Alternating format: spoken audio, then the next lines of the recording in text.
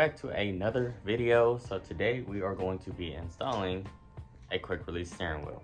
So that steering wheel is going to get installed today, but we're also going to LA to get some cams for this motor here. If you guys don't already know, this motor was my old motor for my Integra, bro. Crazy. If you guys want to check it out, you guys can check it out on my Instagram. It's a whole little story time. Super long story short, I had an Integra, I built it. Here's the cylinder head right over here. Integra was stolen. 3 years later, I found my motor on OfferUp, on Marketplace, and decided to go check it out, swooped it up, and now we got a build for this guy. So we got ourselves a little energy, little quick release setup here. Hub for the EK with some hardware, of course. We're gonna be throwing on this. I know you guys already seen like my steering wheel fail install because I had a hub for it and it didn't necessarily work for this car. So now that we have the correct one, we're just gonna do those steps again. So let me go to grab some tools and we'll get straight to it. First things first here, you do want to disconnect your battery. So I got myself a 10mm here to do that so that the airbag does not deploy on me. All right, now that you have the battery disconnected, the next thing we'll need to do is to remove the airbag. There is this little plastic piece here that you can remove. Same thing on the other side. I don't know if you guys can see it, but after you get those removed, it should reveal some Torx bits. To get those out, then the the airbag will come out. From there, it should expose like a 19mm nut. Take that out, steering wheel comes out. Now for the Torx bit size here, for this, you are going to want a T30. I have a T30 here. It fits right into place.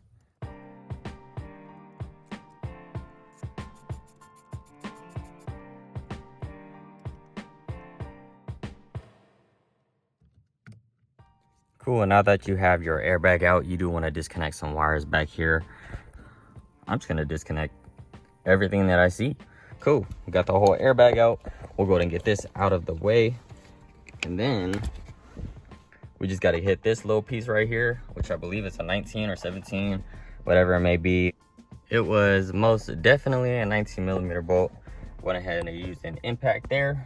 If you don't have an impact and just a breaker bar, the steering wheel might be loose. So what you'll wanna do is kind of turn the wheel until the steering wheel lock. All right, so took me a couple tries, but this is gonna be pretty stuck on. You kind of just have to hit it from the sides here, up, down, left, right, GTA 5 cheat code mode. But once you finally get that loose, you can go ahead and get it free. I am gonna kind of leave it in its spot for now, just so that I know what the center right here of the steering wheel looks like. So when I take this out, I'm gonna try to line up the splines with the quick release so that the steering wheel is straight when I reinstall it. Now, something to keep in mind, it's not always going to be straight, because when you install aftermarket steering wheels, sometimes you do need an alignment to make sure that the steering wheel is straight. So there you go. So just by looking at it here, it looks like I do need to remove the airbag clock spring. Just two Phillips screws right there, one right there, and then just the plastic pieces holding together. But once you get that apart, it should expose these Phillips here, right there, and then one right there, and that should come out, but we'll see right now.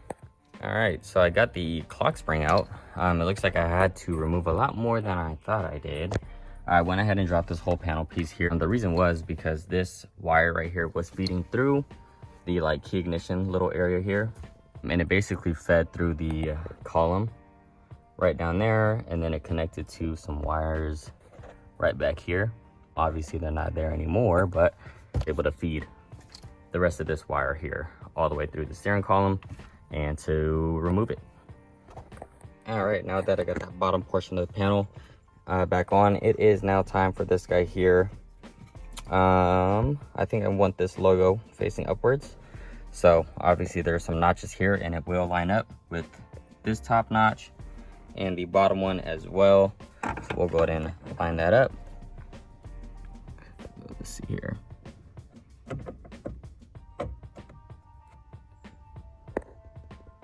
Just like that. I don't know if you guys can see, but it lines up. And then from there, I'm just gonna go ahead and throw in the nut, the quick release setup, and then the steering wheel. All right, the quick release setup is now on. I do need to tighten it still. And just in case you were wondering, we are using an H3. That is the size for these, and you don't want to over torque them because these things suck and they strip out really bad. And so I'm just gonna hand tighten them, star pattern of course. Same thing when it comes to the steering wheel. Now we have the steering wheel and that second piece to the quick release. Pretty straightforward. We are just going to line it up however we want it lined up.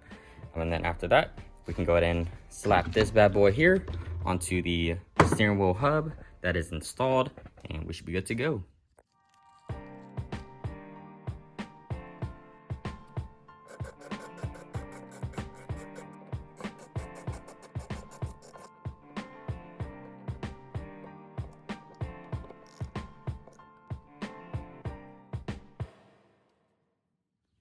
Moment of truth here.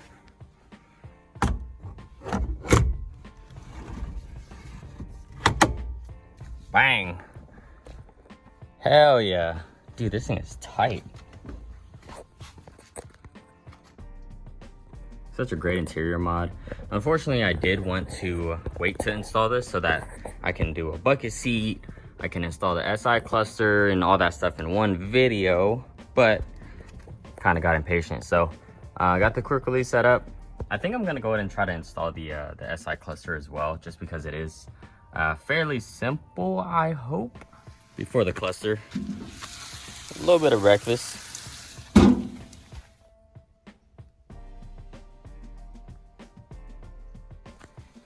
All right, now we're back to it. To be honest, I kind of got started already. Very easy. Like I said, there's those 2 screws, or maybe I didn't say, but there's 2 screws up top. Once you get that, you can slide this piece out, and then once you get that out, there are 4 Phillips screws, one right there, one up top here, another one on that side, and one on that side. Once you get that removed, this part right here should come out pretty easily. Just gotta wiggle it out. For me, it was kind of hitting this little top tab area. You want to be careful, don't want to break that. But once you get that passed through, you should be able to get this out. There is a couple plugs that I will remove. One right there, I believe, maybe one on this side as well. But basically, you're just gonna remove that, and then I'll grab the other cluster right now and we'll compare the differences. All right, and here are the 2 different clusters. This is the one I just pulled out, and this is the SI one. Obviously, the first thing you can notice here, SI badge, pretty cool. It is also, I believe, in 140 miles per hour. This one right here caps out at 120.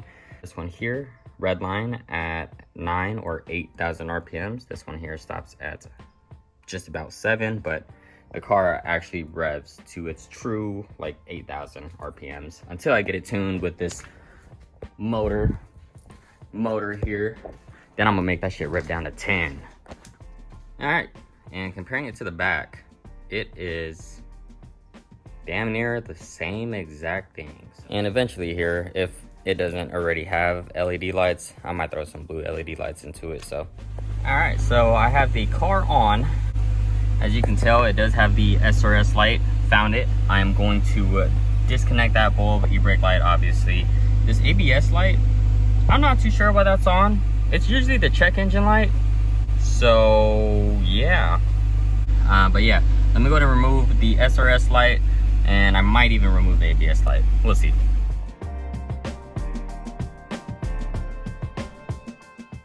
Bro, this thing looks sick. Another thing here, the homie Thomas told me, the fuel gauge system here, or the needle, it's stuck on full. I did a little bit of research when I bought it, and it did say most of the times it is the fuel tank level sensor, which is inside the gas tank. So I'm hoping it's just that.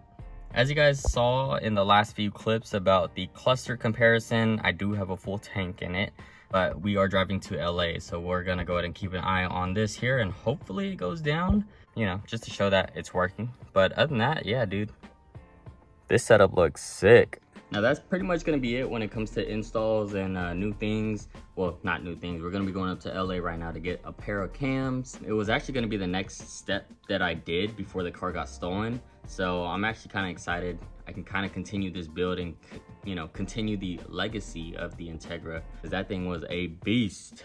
I'm pretty sure in the next clip here, since I'm done, we're just gonna be going up to LA. We just made a quick stop at the gas station. Now we are heading down to meet up with EK Corey to pick up some cams, and it's about a 2-hour drive, so let's do this.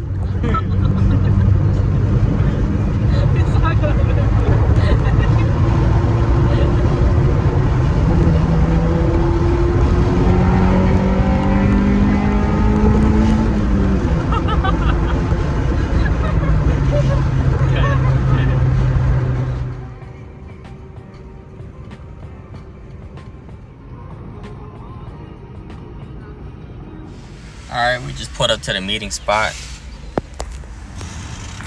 Baskin Robbins, gonna go ahead and chill here, wait for him to pull up, get what I need, and then we're gonna just spend a day up here in LA for a little bit, because it is Monday, 3 o'clock, and if you are from SoCal, you know going south, north, east, west, whatever, is gonna be traffic. So we're just gonna chill up here for a bit. Also, a little bit of an update on the cluster. The field gauge did not move at all. So when we get home, gotta figure it out. Just met up with Corey and we got the goods. All right, so like I said, we're just gonna go ahead and find a nearby mall just to walk around, kill some time, get some food, drinks, and use the bathroom because I gotta pee. So yeah, we are at Beverly Center. First time at Beverly Center. Oh shit. We wanted to start from the 8th floor. Looks like there's 4 like shopping floors, and then like the parking garage is like 4 levels long as well.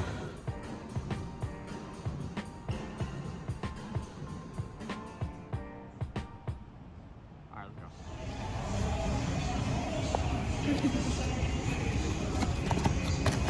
go. I ruined my shot.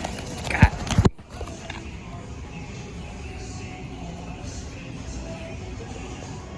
So first things first, this place clean as hell. Probably because there's nobody in here, but still very clean. Now apparently this is the best smash burgers in LA, so we gotta find out. Oh, this is crazy, bro. Fire. Oh my god, what do you think? Bro, I don't know, the sauce about this? It's great, it's great. I'm not no food reviewer, but I'd honestly give it about a 7.8 out of 10. It's pretty solid, kind of expensive. That's the only thing that really knocked it, but everything else is good. And I mean, apparently, god damn. Apparently best smash burger in LA. It's kind of hard to judge that because, you know, I've never had another smash burger in LA. Also, the only other smash burger I've had was in San Diego, the Friendly's, which in my opinion is the best so far.